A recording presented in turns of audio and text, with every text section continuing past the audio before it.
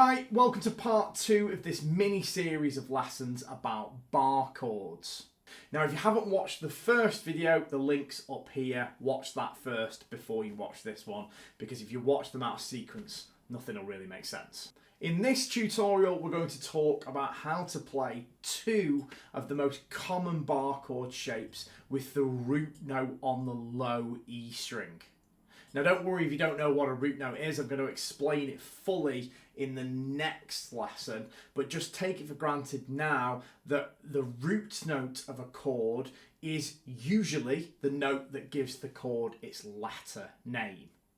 So in the chord of C major, the lowest note's C, in E major it's E, D minor it's D, A minor it's A, and so on and so forth. In the last lesson in this series, we're going to learn about the musical alphabet and how this relates to bar chords and root notes. And that's really where you're going to see the greatest benefit from learning about bar chords, because, as I said in the previous lesson, they are movable shapes that you can shift from one place to another on the guitar neck.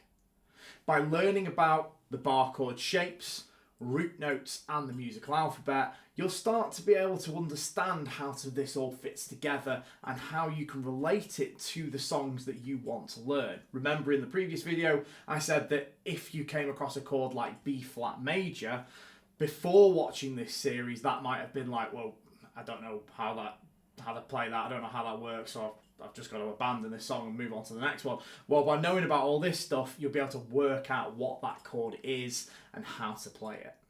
Right, let's get started.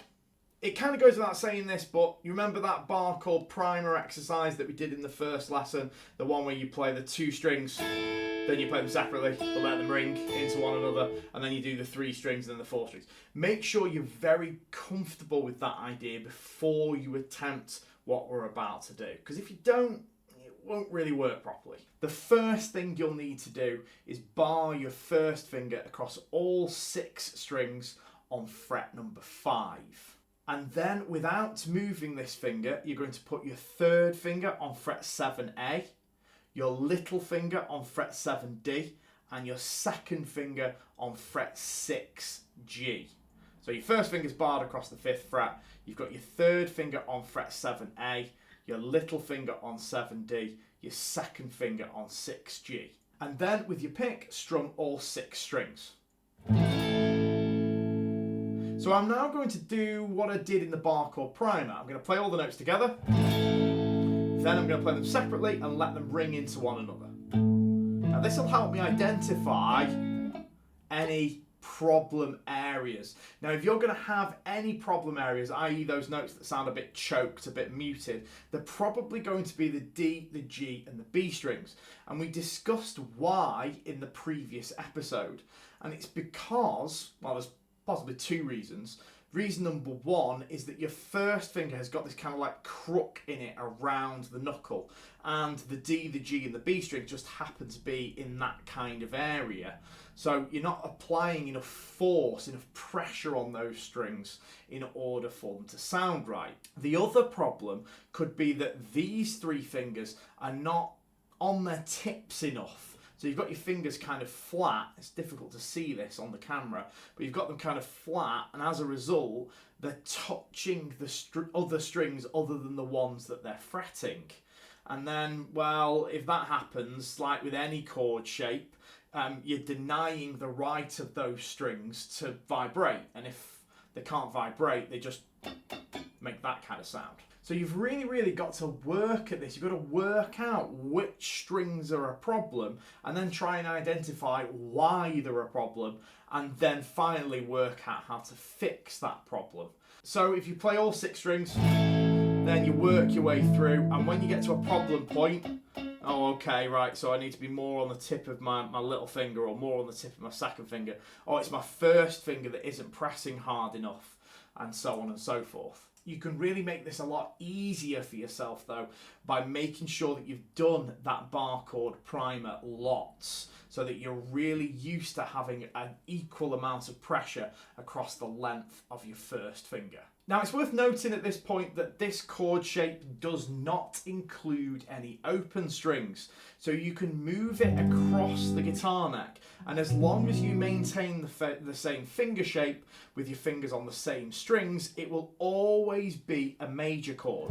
Doesn't matter where you play it on the neck, it will always retain that major chord quality, that kind of happy sound. Doesn't matter where I am, even if I'm all the way up here, it's still a major chord. It doesn't matter where you are, it will be major wherever your fingers land. And don't forget that the reason for that is that this bar chord shape includes no open strings. The problem with chords that have got open string notes is that you can't move them around and have them maintain their quality, whether that's major or minor or some other chord type, because as you move across the neck, the fretted notes are going to change pitch, but the open strings are going to stay the same. So as a result, the relationship between the notes in each place that you place your fingers will change, and you'll lose the quality of that chord. Here's just an example that I used in the previous lesson. Here's a C major chord in first position where you would normally play it. If I move up so that my fingers are on frets 4, 5 and 6, you can hear that it's no longer a major chord and it's something else.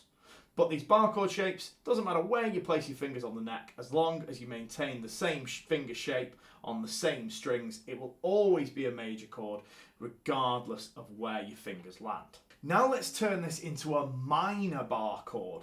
Now this is really, really simple. You just take your second finger off. So your first finger's barring across the whole guitar on fret 5. You've got your third finger on fret 7A, your little finger on 7D, and then you just play the whole guitar. And then do the same thing, so play the strings individually, and if there are any strings that sound muted, try to work out why, and then adjust your fingers accordingly. Again, this minor shape is a movable shape. You can play it anywhere across the neck and it will always sound minor. So remember that minor means a sad sounding chord. Doesn't matter where I am on the neck, it will always sound minor. For the same reasons that the major chord always sounded major. Just one final thing about the minor chord shape here. If your first finger isn't pressing hard enough on the neck, and you're getting some of those choked, those muted sounds, you could try clamping it down with your second finger. I don't know if you can see that there, but I'm just pressing my first finger into the guitar using my second finger. Now you won't always be able to do this because, well, we did the major chord first, didn't we? And you needed your second finger in order for that to sound like a major chord. But it could be useful in the short term to just show your first finger how hard it needs to press into the strings in order for the notes to sound right. Because you kind of, if you are missing a bit of pressure on that first finger, then that second finger can be applying that pressure for it. It must be noted though that you don't want to get too used to doing this because you're going to need your second finger, as I just said, but it can be useful in the short term. I'm just going to make a final point here before we finish that I think is really important. Initially, you're going to be pressing really hard on the strings in order to get these chords to sound the way that they're supposed to. And that's totally normal, you know? You're just going to have to do that initially in order to get the chords to sound the way that they're supposed to sound. But what you don't want to do is carry that forward as you get more experienced. So as your hand gets stronger, you'll have to put less effort into fretting notes.